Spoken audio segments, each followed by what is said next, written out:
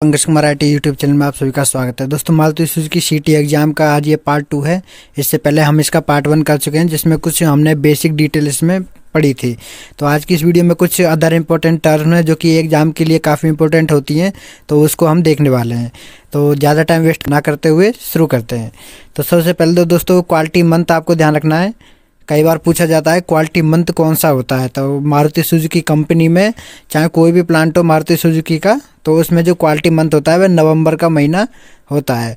और जो ऑडिट बताई थी मैंने आईएसओ की ऑडिट, वो कब होती है? वो दिसंबर में होती है। तो ये आपको ध्यान रखना है।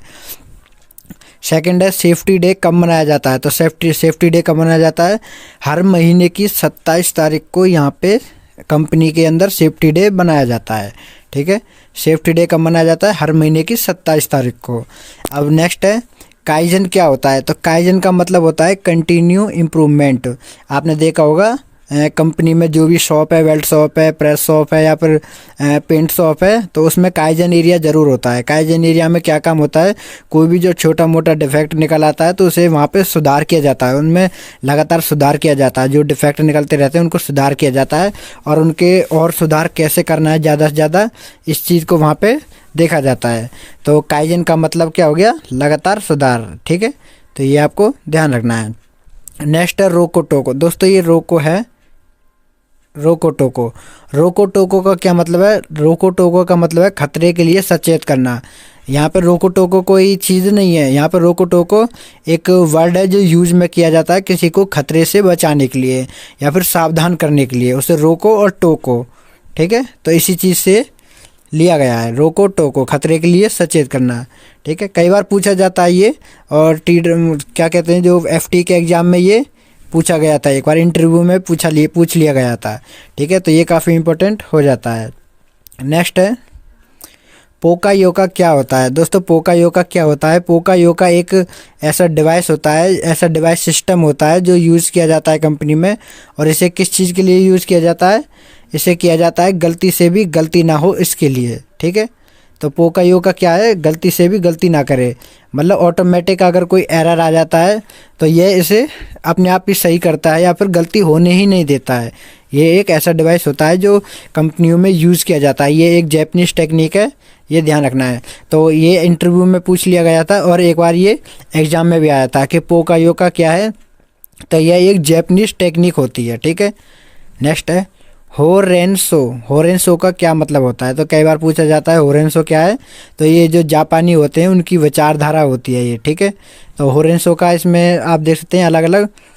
सबसे पहले हो का मतलब है सूचना देना। सूचना देना बिना कोई भी देरी किए, बिना विलंब किए हुए कोई भी काम है या फिर कोई भी घटना होती है या फिर कुछ भी होता है तो उसकी सूचना देना बिना देरी किए, तुरंत सूचना देना। क्या कह सकते हैं हम? तुरंत सूचना देना। रेन मतलब बताना, उस बात को बताना बिना देरी करे। शो का मतलब है विचार विमर्श, उसके ऊपर विचार विमर्श करना। ज़्यादा टाइम नहीं लेना विचार विमर्श में, बिना देरी किए विचार विमर्श। ठीक है, कोई भी बात है उसके ऊपर विचार विमर्श करना। तो इसका मतलब है होरेंसो। होरेंसो का मतलब एक बार देख लीजिए दोबारा। होरेंसो, होमी ने सूचना देना, रेन मतलब बताना, और सोमी ने विचार विमर्श करना। तो ये हो जाएगा होरेंसो। नेक्स्ट है फीफो। फीफो का क्या मतलब है? फीफो का मतलब फर्स्ट इन फर्स्ट आउट, पहले आओ पहले जाओ। तो आपने देखा होगा अगर कहीं भी कंपनी में जाते हैं तो वे एक लाइन से मतलब जब भी ज्वाइनिंग होती है तो तब आपने देखा होगा आपको लाइन से ले जाकर वहाँ पे बिठाया जाता है। तो पहले आओ पहले जाओ, मतलब आगे पीछे नहीं दौड़ना होता, भागना नहीं होता, अपनी एकदम लाइन में रहो। या फिर कोई भी काम कर रहे हो या फिर कहीं पर जा रहे हो तो वहाँ पे पहले आओ पहले जाओ। ठीक है, फर्स्ट इन फर्स्ट आउट, पहले आओ पहले जाओ। ISO 14001, इसके बारे में मैंने एक बार बताया था, लेकिन दोस्तों ISO 14001 क्या होता है, किस चीज़ के लिए ये प्रमाणित मिला था? तो दोस्तों ISO 14001 एनवायरनमेंट के लिए मिला था। ठीक है, एनवायरनमेंट के लिए मिला था, जिसमें 2008 में मानेसर प्लांट को भी साझा कर लिया गया था, इसमें कर लिया गया था। ठीक है, तो ये आपको ध्यान रखना है। नेक्स्ट है JD पावर का खिताब मारुति सुजुकी कंपनी को लगातार 17 बार मिला हुआ है। ठीक है, कई बार पूछ लिया जाता है JD पावर का जो खिताब होता है वह कंपनी को कितनी बार मिला। तो ये आपको ध्यान रखना, 17 बार।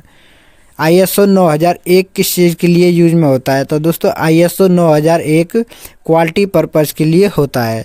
ISO का ऑडिट भी होता है। ऑडिट आपको बेहद ध्यान रखना है, एग्ज़ाम में लगभग हर बार ये पूछा जाता है, या तो एग्ज़ाम में पूछा जाएगा या फिर ये इंटरव्यू में पूछा जाएगा।